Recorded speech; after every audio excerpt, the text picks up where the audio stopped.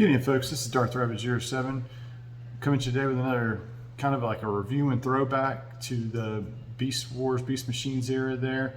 I reviewed Rise of the Beast Rhinox Studio Series 1 and 3 and said that would be more of a better version of Beast Machines Rhinox. He had actually been a beast, and I was wanting to share with you today 3 other versions I had of Rhinox, also known as Tankor, from earlier toys, and then kind of pick your minds to see which color I should try to repaint another Rhinox that I've got into like a future fun thing or whatever, and see if it turns out okay. Make sure to like, share, subscribe, all the stuff down in the description below. Thank you again to all those that have done so.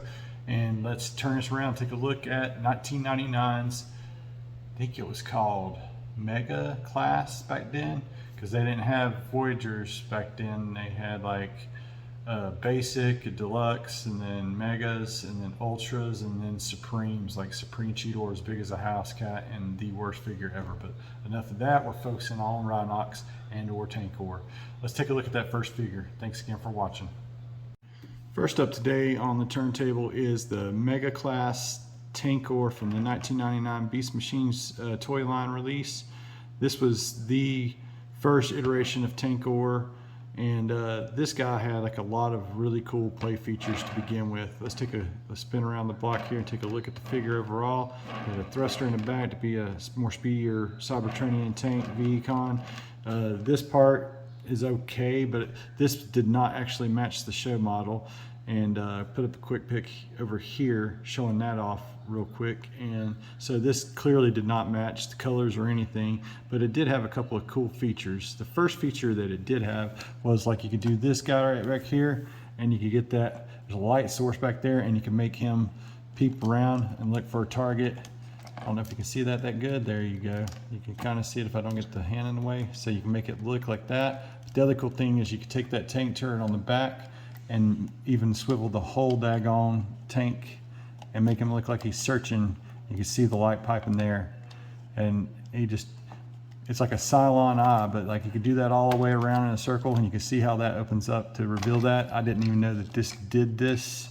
I didn't read the instructions back in the day, so yeah, you can have him go all the way around in a circle. So this had like some other gimmicks and features besides the transformation, but I think that's a really cool little feature there that they threw in, and they got the mechanics and stuff for working there. On the left side there, you also had a Vehicon Spark. This is like part of the Transmetal 2s. They introduced spark chambers, and then this is actually the Vehicon Spark Chamber that you can see there. So I like that. Great attention to detail. This is an older figure. You can kind of see where the dust did, where I couldn't get down in there and clean it the best in the world or what have you. From 1999, it's been a minute. 24 years, if I got that math right. No, wait, 19 years, not 24. Is that right? 23. It'll be 20 years next year. So anyway, I had to sit there and think about that. It did have a launching missile up here, and I can't even remember. It had a little slot right here that whenever you put the missile in, then you could hit the button there and it would go launching off. That's been lost since, and that's the only thing I hate about those kind of play features with those figures. Also on the bottom you had real rolling wheels, and if you look right there closer you can see some saw blades spinning, so you could have another play feature where you opened up the front end of the machines. As Tankor's hunting Maximals, you could take and roll them along on the ground, and he had like working saw blades there, so like you could just go through there and shred up the Maximals, or you know, it's another play feature. They had some fun stuff and great clever engineering built into the figures, and it doesn't stay together with a hoop when it's like this, but there you go. There's that feature being showed off there. This is kind of like a lost art where they try to incorporate together, kept the engineering, some functionality, but the articulation definitely suffered, as we will see that when we get into robot mode. Real quick, like I wanted to show you a comparison with that Rise of the Beast Rhinox. And this is still not a bad feature there. There's you rolling on the turntable there. You can see the saw blades churning, and that's pretty cool in and of itself. And being able to use the head thruster thing there in the back to turn that was just a really, really cool thing. Like I said, let's get that comparison with Rhinox. This is what gives credence to the tank mode I was telling you about for Beast Machines Rhinox. If he evolved back from this to this, and quick little spin. Rhinox is always kind of a beastly tank, so that's why I was like, okay, let's do that. When I get the other tank ore up here from the Battle for the Spark part of the Beast Machines line. And this was not really tank ore, this was a tank drone, but still a step backwards from the mega class size, as this was a basic class size, but I felt this was a better representation as tank ore, and it too also had some play features here into it. When you went to roll it along, like this little wheels on the bottom, it had wheels that actually rolled instead of tank treads, obviously, but it does that little bit right there, and you're supposed to be able to push down the spark and make play features happen. So then you did this. If I'm not mistaken, it also had a missile, and when you did this so far, it would launch that missile out and go screaming across the sky. This is the only articulation the tank turret had. The head built into the machine. Boom, you can get it to look around and do stuff, and he's like, you know, tank core pulverized, tank core pulverized, and he's looking around. That head detail is really cool, and this thing kind of just shifts out of the way there, like with any movement. It's an older figure as well. I want to say this, if that was 1999 over there, this was fall of 2000 that this came out. And do a quick comparison there with the Beast Machines, or Rise of the Beast Rhinox. And so the tank drone with that, I just hate that it went smaller and didn't stay mega sized. And I feel like this should have been the best version, because there is one of the versions I want to show off real quick with this guy. And it's this guy from, I think it's 2014 Generations 2.0 Thrill and 30. Somebody can correct me in the comments below, but it's definitely Thrill and 30 tank ore. While this one is a deluxe, there again, I think this little Battle for the Spark version of the tank drone does tank ore better than this guy. This is just ugly in tank mode, in my opinion. And it has one rolling wheel and two right here on the front, and a lot of gap. Here's the start of the gappage, guys. So like as time went on, it got uglier and uglier.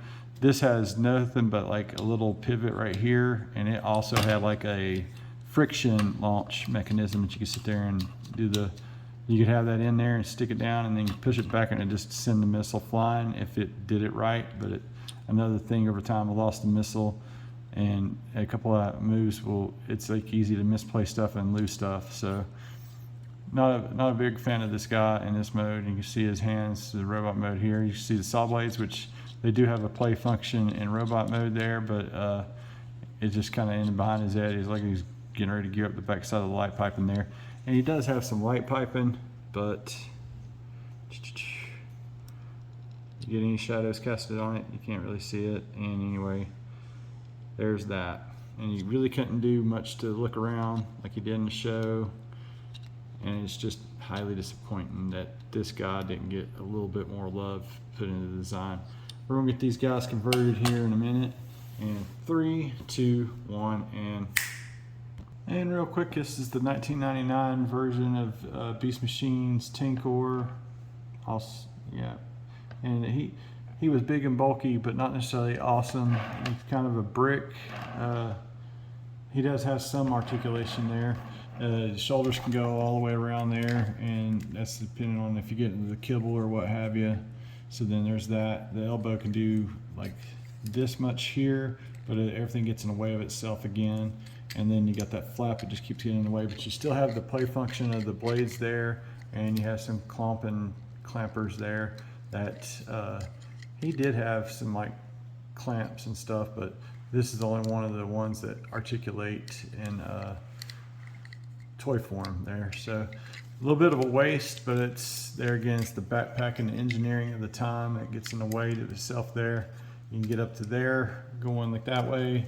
I think that you can get this on out to the sides here very carefully, because you don't want to bust these clear plastic pieces there after time. And those are also clear plastic. That was the downfall, and they always popped off. It still does to this day. And you can get that much van damage, not a full van damage, but it still hurts to look at it. They had the swivel or transformation joint that, yeah, it was just transformation joint, wasn't really a swivel. So like articulation was severely hindered. There's no ankle rockers whatsoever, as that's how it was built into a foot. And in the show, he actually ran around on some Trank Ted feet that we will show off with the next size, the tank drone. I think that does this better. But before we get there, I just wanted to show off, he had another play feature where you could actually make him say, tank or pulverize. And like he also had a little searching eye here that you could go right here in the back and then make it also do a seek and destroy kind of thing. And it's also light pipe too. So I mean, it had some really dorky little conventions there, but you can make them turn and look and what have you. And then you could kind of lock it down like with the thruster nozzle there, getting right there, and it gets clicked in a little bit. So then you could just have him still seeking them out and talking while he's doing it. Why does my head hurt? Anyway, a little dorky, fun little tidbit there. Getting the other guy out here next to this guy. He has very fewer functions and features there. And here's the basic tank drone, and you can see how he's more of a gorilla arm, smaller squat. But this actually looks more show accurate, as it didn't have the big rolling wheels, but he kind of like had his tank treads kind of doing like that, but that was not a bad sheet to get him to stand up on his own. No balls there, just a little bit of front and back.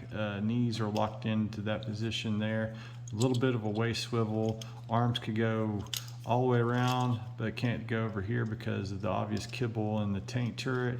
And the tank turret's not totally useless, as you can raise up the whole rear platform, get them to go on there and blast away at any of the baddies, and you can pose them like that. And then his bigger counterpart also has a little feature where it just rolls back around and boom, and you got, you know, tank core with tank guns, big tank stuff going on, vice versa, and all that stuff. But you see how this should have went down to a basic to give us a tank drone. And there is some light piping in this little area here, but like you gotta have like a light going down in the top of the ball there to get it to show up and what have you. The use of clear plastic is throughout the shoulder pieces here. Very, very scary. You can see it inside of there in the chest. The spark again is clear plastic, but that's to do the spark thing. And the whole back side is bolted into clear plastic. That's not the way you want to engineer a tank core ever. And oh, the little piece right here, that is the waist. That still scares me every time I go to transform this guy to this day. And we're gonna get the other guy out here in a minute, get him transformed. And here's the ugly squat 3-on-30 version. Let's do a quick spin around, and let you see it had barely any kind of articulation to pose the gun turret or the tank turret there. You could roll on back on the back. If you rolled it up and you had the missile, you could definitely fire it still with this. And it had a clip system where you could actually attach it on down here some way here. Give me a second. This was just something he didn't ever really clearly do, and you can get it to kind of cheat and hold it, but I mean, the minute you go to move that, it's kind of goofy. The other thing, it didn't have total articulation. It did have a surprising amount of articulation. Let's get to looking at that real quick. You go all the way around the shoulder. The shoulders had some articulation fluff to be more billy and bad of the bone. You can get all the way around there at the elbow, just the way the transformation joint is. You get a double elbow, so it started some good stuff going on engineering wise. You got the twist there, you got the opening of this to like have the blasters there inside of the claw pincers. You had the little saw blade detail that you could do there. Some features and stuff, but then this is just ugly. I'm gonna put that back on his back where I like it. Tank core here had zero waist articulation. He had a mushroom peg head that you could go all the way around, but it kind of gets stuck on the shoulders there. No looking up and that, looking down. Has some paint detail there. I love the paint detail on the chest. There's the Vehicon symbol on the chest. The legs, let's see, you can get this up out of the way here a little bit. You can get the full van damage. Without no waist, I don't know why that was even done this way. I think you got, yeah, due to transformation joint, you have some upper thigh swivel there. Bend backwards to the knee. If you flop this down, you can get more kind of crazy like what he did in the show, but that's just a cheat to fill in the gap there. Kind of clever, but not lazy, definitely. And no ankle rockage, and hollowness began. And this is 2014 figure, so yep. There's your hollowness, guys. I got the hollow bit. Oh, speaking of hollowness, you can see clean right through to my finger there, as this just all kind of folds up and pegs in, and like I said, is like one of the laziest transformations. Let's get all 3 tank cores on the thing there. Now that I've looked at it a little bit better, having these like this is kind of more like what he did in the show there, but it doesn't matter. You can do it either way and you still get like some knee playability or whatever. But he was more like this, and anyway, there's that. There is that. So then he could still roll around and whatnot, but goofy at best. Let's get the other guys on here. Each of these had their own quirks and problems and whatnot due to the engineering and the stuff and the time.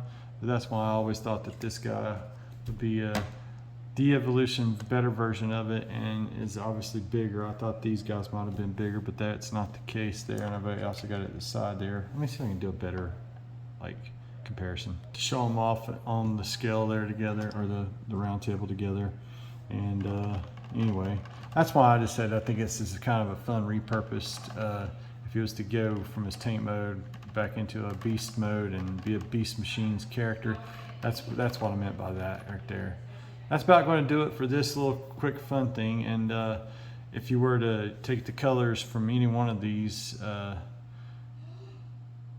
don't think I want to do this loud gaudy version. I'd want to do more of this color because this is even kind of darker and there's a lot of vacuum chrome there.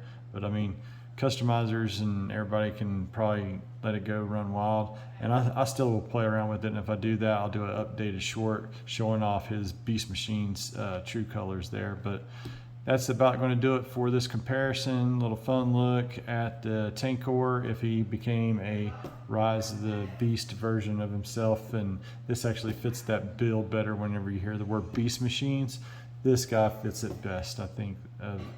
I think that is just a better version of if you repurpose a character.